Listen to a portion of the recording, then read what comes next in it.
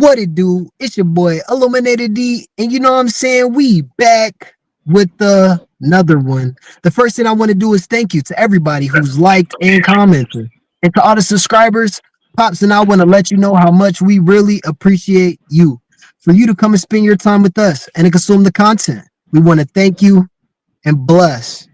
And we have a special guest on today. Like to let you introduce yourself, and then I'll let Pops introduce himself and we'll jump right into it. Hey, my name's Dwight from Tampa Bay. Hey, glad to be here. Yes, sir. Welcome on the channel. Welcome on the channel. Sir. YouTube family, y'all already know it's Big D. And for all y'all that don't know, Dwight is our family, y'all cousins. So, we kind of, like to bring family on and talk about worldly events that matter, things that are of substance that people can use, Absolutely. All right, so family, we're gonna jump right into this. Recently, Pops just came out with a video talking about, society is pretty much done, and he was pretty much getting at, rest in peace to Charlie Kirk. He was survived by a wife, 2 children, and it's a very sad happening. And we ended up finding out because I seen a lot of people in the comments and they were talking about how the dude didn't kill himself and how it wasn't an older gentleman, it was a younger individual who committed this act. And we just gonna kind of jump into it, and I'll start it off, and I want to ask a question to everybody in the room. Do you think that this was a professional, or do you think that it was really just like by chance because of the way that he was shot? It hit his neck. You know what I'm saying? That's a hard shot. That's a hard shot. So what y'all think about this? Well, I mean, me personally, there is a lot of rhetoric that where people are saying that, he was a professional hitter. He was a professional hitter, but I was looking at another guy that was a Marine sniper, and he brought up some good valid points that made a lot of sense. He was saying that in no training, when you talk, firearms training, especially if you talk about using a long rifle, who takes the neck shot? There's no such body shot, head shot, mainly head shots, but the neck is too small of an area. It's too much that can go wrong because from the distance that he was shooting from, you have wind that you have to factor in. You have the rate that the round starts to drop because after so many feet, bullets they drop. So the Marine sniper made a lot of valid points, and I kind of agree. He didn't think it was a professional. He think that this guy, man, sounded to me like just lucky. He just got if this is the guy, because we know that it's been a lot of people when they did the JFK thing. Look at the guy that they say that did it, but when you come out years later and look at the evidence, they say it ain't no way a magic bullet. There ain't no way this man could have shot him and the bullet turned the corner. So the round came from somebody who was, either directly in front of him or to the side of him. Where that guy was at, there's no way he could have made the shot. The all guy. So we know that the government, that I hate to say it, but if they want somebody to appear to look a certain kind of way, they'll make you look that way. And it ain't just government. It's on your job.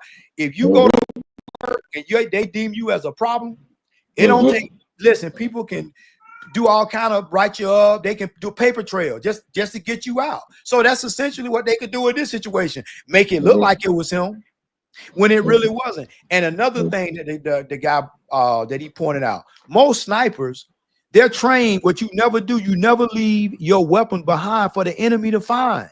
So if you're a professional sniper, you taking all that with you, because if you leave that weapon behind, unless you're wearing gloves or something like that, you got all kind of DNA that can be captured from the weapon or from the rounds when you put them in the magazine. So what you got to understand that nobody's perfect. When you commit a crime, ain't no such thing as a perfect crime. It is something that you may potentially miss, especially in the heat of the moment. He make the shot, and then now he's trying to scramble to get away. Nah, man, come on. He ain't leaving his rounds and all that stuff, so them people can do DNA analysis on the rifle, the rounds, and say, oh, it was him. Then the second thing, they say this kid had no social media footprints. So this man been living for 22 years and he ain't even got a Facebook. Man, I don't know. Right. I'm just talking. I don't know. That's very true. That's crazy. Yeah. What you think? Well, it's funny you ask because on my story, it was I put one up on my story. They got this guy.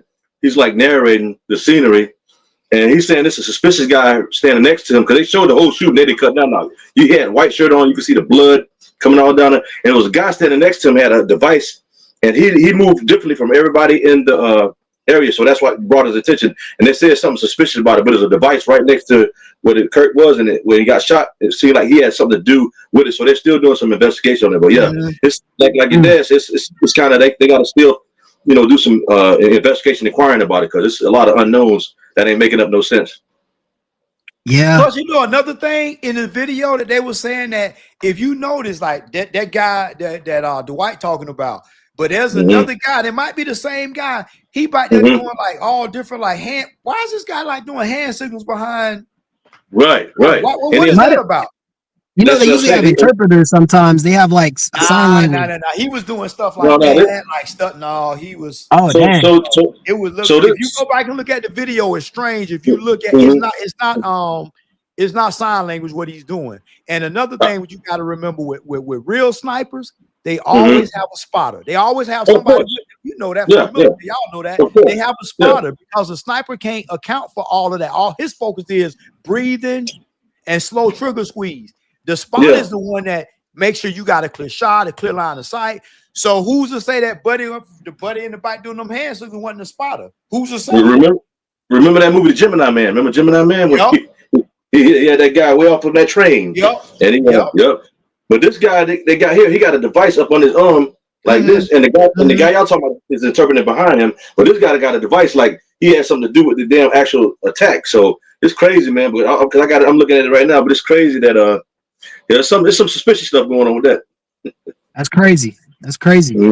Yeah. What's even concerning is that how this what happened with him got more notoriety than what happened on September 11th. I mean, when the Twin Towers got hit. That's crazy. This really shocks the conscience because never have you seen that. We've seen what happened with President Trump, stuff like that, but never have we seen anything like this. And the crazy thing is now, like with certain platforms, they don't want you using certain type of language. They don't want you to put certain type of image. But do you think it's healthy for this image for the whole country to see this man? It's graphic. It's very graphic. Oh yeah, I got it. He had a white shirt on. He had a white shirt on, blood all over. Yeah. That's social media wasn't as prevalent back in when 9/11 happened. So people couldn't just go straight to Facebook, Instagram, and Snapchat and just screenshot it and then just drop it. You know what I'm saying? For the whole world to see. It travels so fast. So since we got social media, whenever something happens, it's coming out immediately. And everybody's trying to get those views.